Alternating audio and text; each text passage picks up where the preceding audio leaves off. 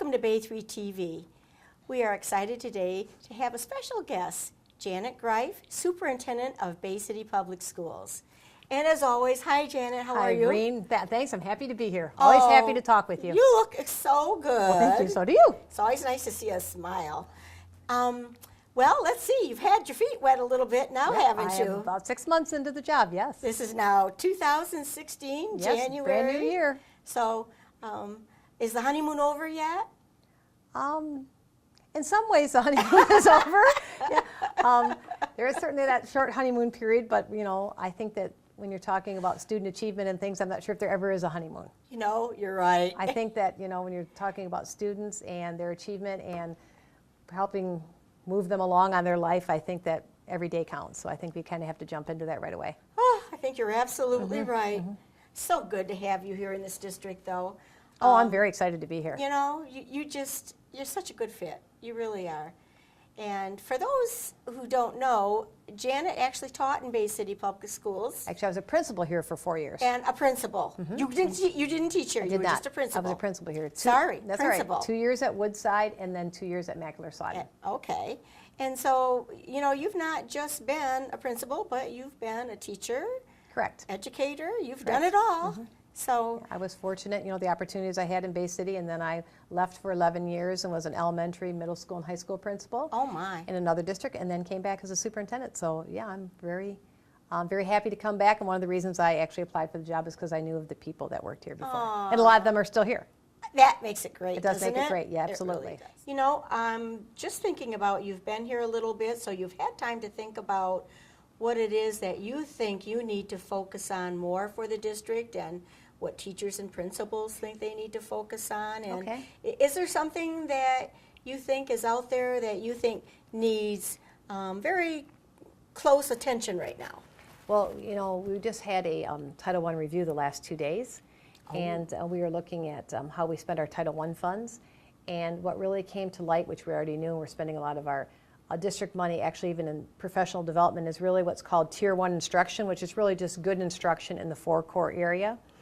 And research says that 80% of the students should really grab the concept that you're trying to teach, should master the concept if your Tier 1 instruction is well done. Oh. And then for the students who don't grasp the concept during that Tier 1 instruction, you have Tier 2, and that's about 15% of students probably need some additional intervention.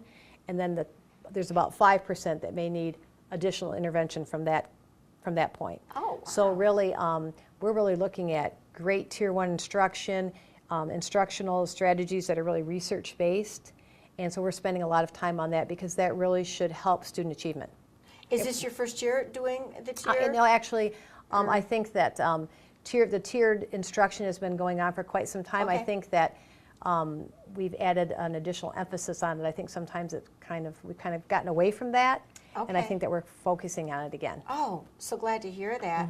So it really, I mean, you've got a pretty good measure then. If you already know you want 80% to be in that Correct. upper, and then the 50% and the 5%. 15, yeah, 80, 15, 5. Okay. So really that should, so I think that there's a real emphasis on that, and when we look at our scores, we see that we're not doing that. Okay. And not gotcha. only with our M-STEP scores, which a lot of people have different opinions about the M-STEP because it was a new test and it was online, but actually even with our district assessments, we realize that we need to do a better job the first time out with our instructional strategies. Oh. So that's what we're really doing a big focus on. Okay. And we're fortunate, there's a lot of emphasis on the 3rd grade reading initiative to be able to be on grade level at 3rd grade, and we're really targeting a lot of early intervention. I think sometimes we wait too long, and I think that a kindergartner, by the time they leave kindergarten, obviously it's a lot easier if they're on grade level than if they come in with deficits for 1st grade and you keep on getting behind. Aww. Now we're fortunate that we have a preschool program. Of about 171 of our students are in the GSRP program, and we have a class at Kolb, 2 at Linsday, 3 at McGregor, 2 at Mackler-Sodden, and 2 at Washington. So 171 of our students, 4-year-olds, do actually go to preschool, which is really helpful for the kindergarten teacher. That is awesome. All the research shows on early intervention. There can't be too many school districts that have more than even one preschool program, and to think you have how many? We have 10 10 sections, so we're really excited about that. Oh, that is. And hopefully that will show as they Yes, get to as time goes kindergarten. on, exactly, we'll be able to track that. And we certainly have plenty of tests in line that we can track students' progress. Probably too many. Well, I think some people probably would say too many, but there's real value, especially, yeah, many people would say that. But there is real value. I mean, a test or data is only valuable if you look at it. That's and true. you help it, you use it to help inform your instruction. If you're just testing to test, you're right. It's like, but if you use it to inform your instruction, then there's real value to it. And so that's what we're trying to look at, being better at looking at data and what Okay. does this tell us and what do we need to do differently to make sure that more students are on track. Well, good. Let's follow that up then and talk about some of your programs that are pretty important right now. And do you have academic programs that you think are more important than others, or do you think they're all important? Well, I or- mean, I think that, like all students are important, I think all programs are important. I mean, Okay. there's a major focus on the 4 core.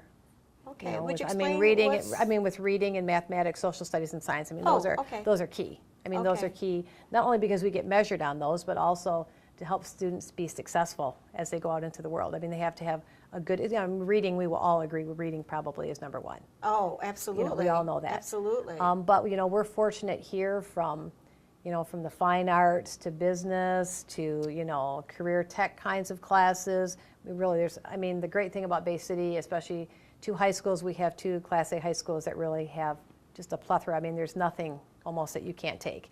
And if we don't offer it, then the amount of students that takes classes online, dual enrollment through the colleges and different things, all the AP classes, students earning college credits, while they're in high school, I mean, there's really nothing really that students can't take. You have to be pretty proud. Oh, I'm very proud, very proud. It sounds like our great. district really has lots of things There's going lots on. to offer. And even on top of what you'd expect at schools, there's a lot of opportunity even after school. Both Handy and Central have a big 21st Century grant where there's all kinds of activities that students get involved in after wow. school. There's a late bus that even drives a lot of students home from different activities. Seriously? Yeah, so we really try to look at the whole child.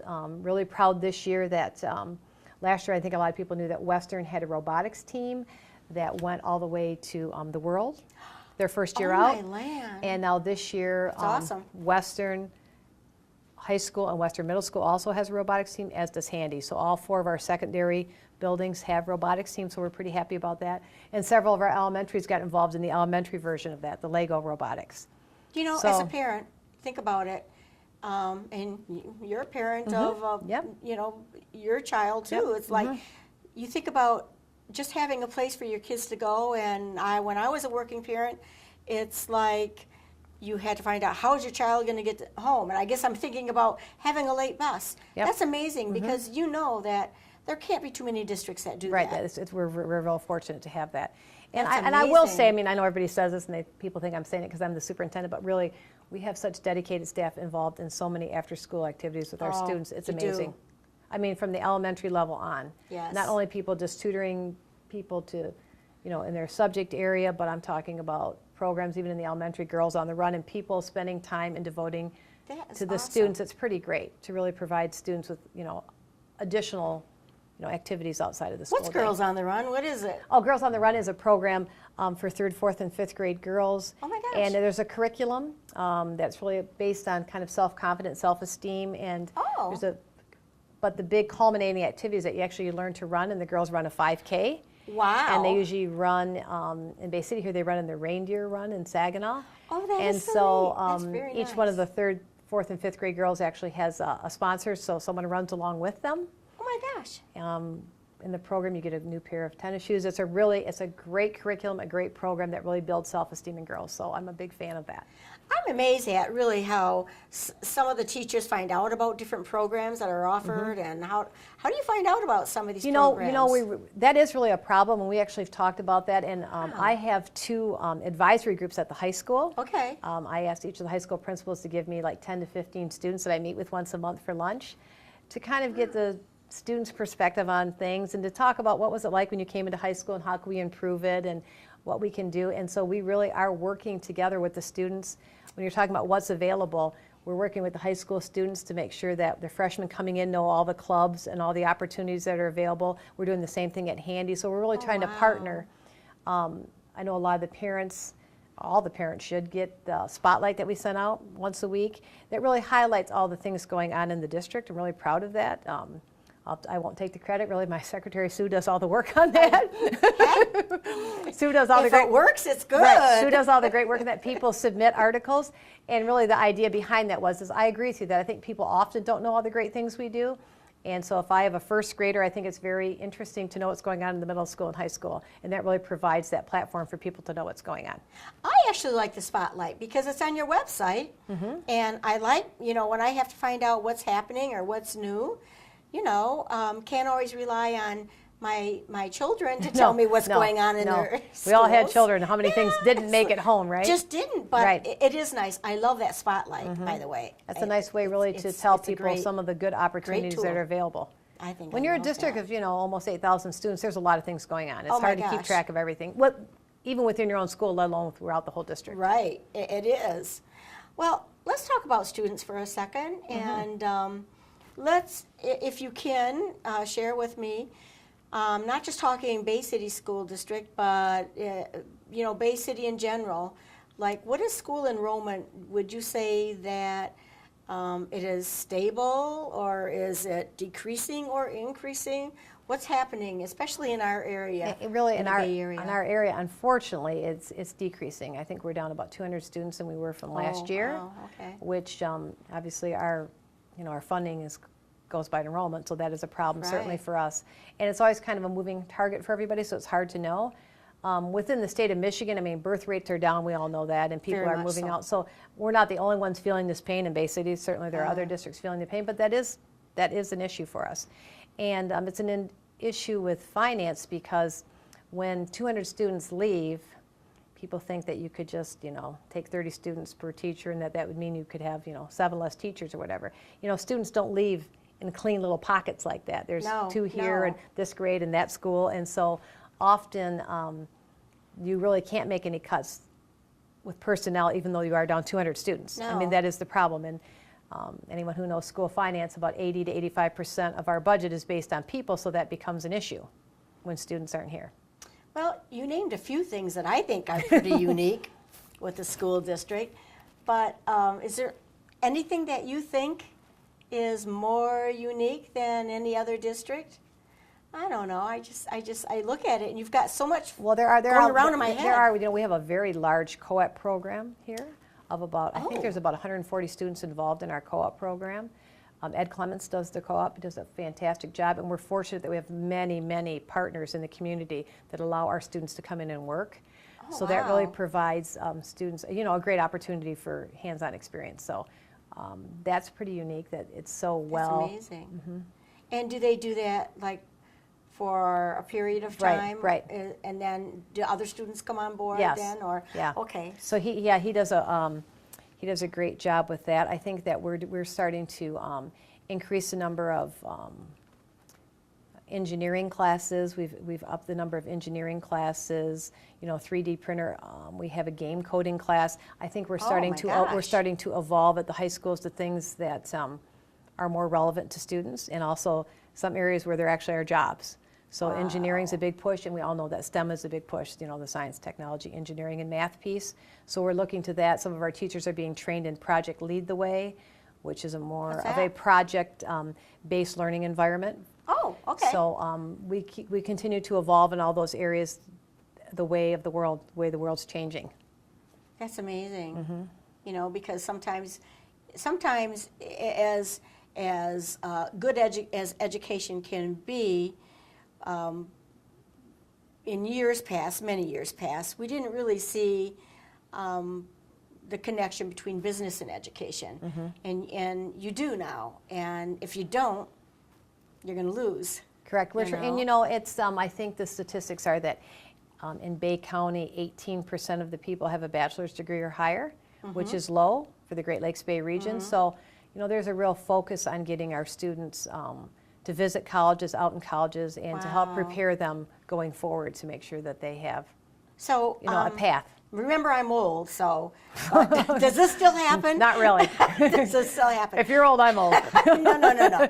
But so, how do the kids take AP courses or classes, do they do it during school time or do Absolutely. It's done during They school do? time. We have teachers that teach advanced placement classes. Oh, I didn't know that. Absolutely. Students sign up for the classes, and we offer classes in both of the high schools.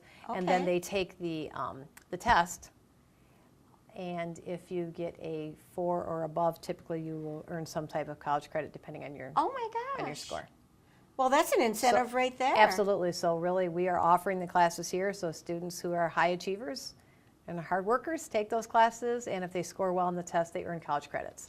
Well, you know, We've I- had we've got a lot going. we have some students that actually start as a sophomore in college Oh, I because didn't they've know earned that. so many AP classes. They've earned so many oh, that credits. is- that's amazing. It really It is. There's really a lot of opportunity for students of all levels to really excel here. You know, I think it sounds great, and you've named so many programs, but I think we're missing one. What's that? An adult daycare. I'm thinking. Well, Now that I'm getting older, I'm thinking. Well, to be honest, You you know, I know. think some of our students probably co-oping in the hospitals and nursing homes probably learned some of those skills. That's so, it. you know, who knows? Oh, Are so you, we are, do you, are you looking at that as a revenue starter? well, I'm thinking Okay. maybe an adult daycare Yeah. wouldn't be so bad. that's right. No, I think because I'm missing out on so many great things that are happening here that I'd like to be a part of it. But okay, you know, let's kind of look at teachers now, and you look at some districts that have failed. You've looked at some districts that have succeeded, and I'd kind of like to know what you expect of a teacher who wants to be successful, not just for the short haul, but the long term. If that teacher wants to be a good employee of the district that you would consider having, what are your expectations of that teacher?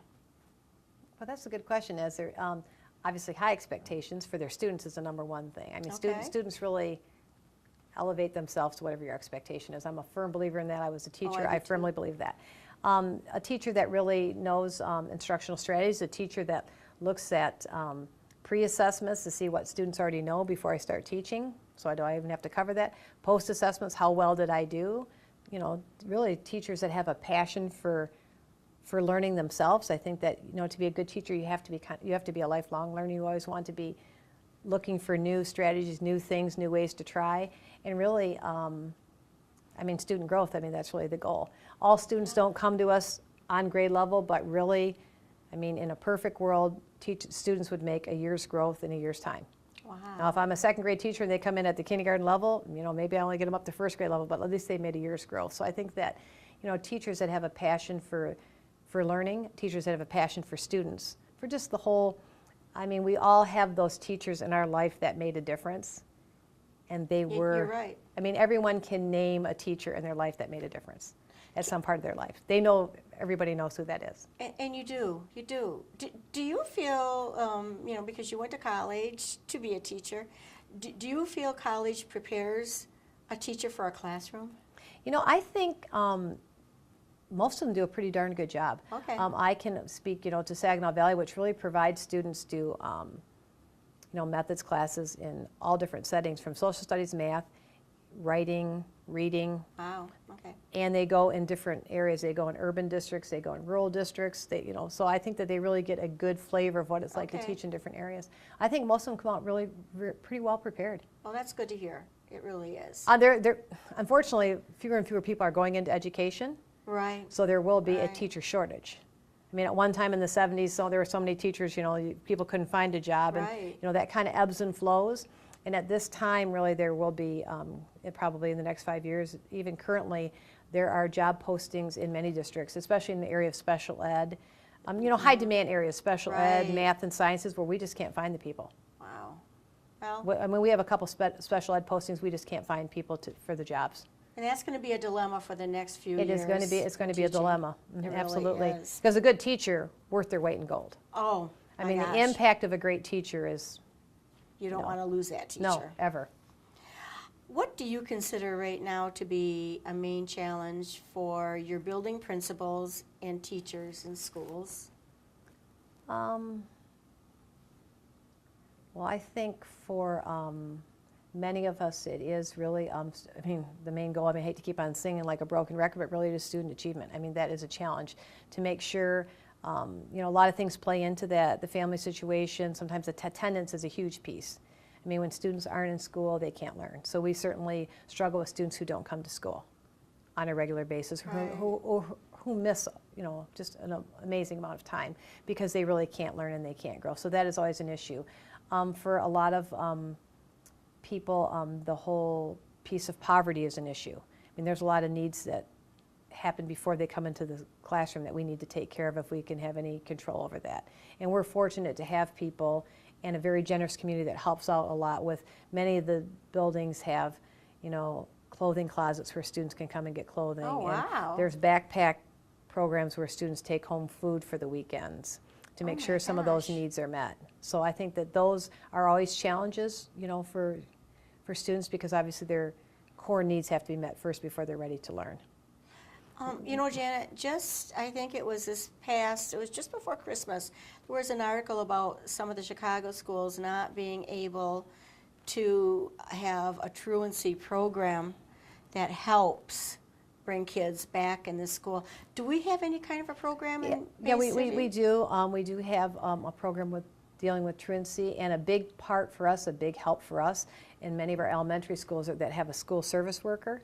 Okay, and are they responsible then for? They are, and believe me, a lot of them really do a lot of work to they help with parents, they help bring kids to school. Some of them Okay. ride the bus for students that have problems on the bus to make sure they don't get kicked off the bus. Okay. I think that there's a really concerted effort to make sure we get kids in school, and we do a pretty darn good job of it.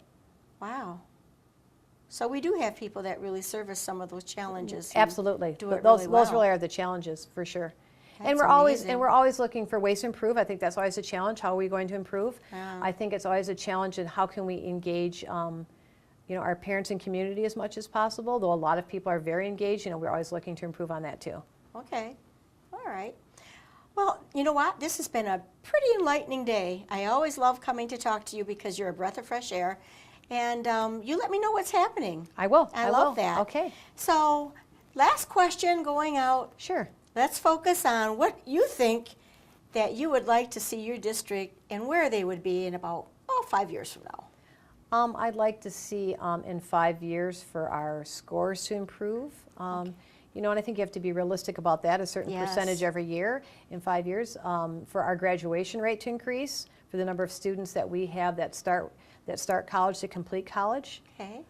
That's a real big goal, certainly for me. And for us to get, I don't want to say just to improve in technology, because we do a lot of great things with technology, but I think that we need to continue to grow to be cutting edge of what's going on in the world. I think we have to relook at our classes on a regular basis and relook at our instructional strategies of what we're doing to meet the needs of students and really the parents also. Yeah. I mean, I really, agree with you. the community we serve. I would like to see us involved with as many businesses and outside educational agencies. And we already do a lot with colleges and a lot of businesses, but I'd like to see that increase because I think it really provides students a real life connection. Well, I like your vision. It's always positive and always moving forward. Really, and it's a great. It This is a great place to be with a lot of great people working very hard. I agree. I think you have some of the hardest working people. I have really great do. people, some very smart and gifted people here. Well, I would like to thank you. Thanks Thank for taking you. the time. Anytime. All right. Okay. And that will do it for today. So thank you, and tune back in or go to the website, www.bcschools.net. If you'd like to look at the spotlight, it's here every week. And if you'd like any information, Janet Greif, Superintendent of Bay City Public Schools, is always here to serve you. Thank you. Yeah, thank you. Thanks, Reen.